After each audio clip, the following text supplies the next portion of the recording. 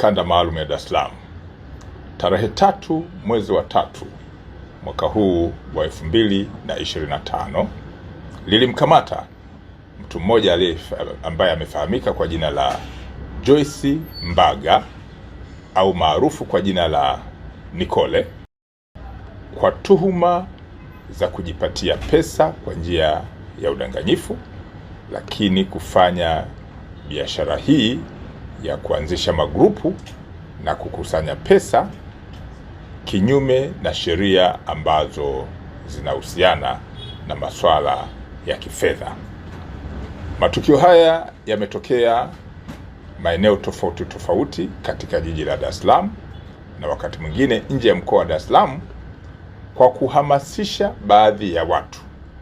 akianzisha magrupu mbalimbali na kuweka majina hewa kwenye magrupu hayo kwamba wanachangia pesa na baada ya muda mfupi basi utapata kiwango kikubwa cha pesa, swala ambalo baadaye anakuja kutopatikana kwenye simu na kupotea na pesa ambazo watu wamechangia.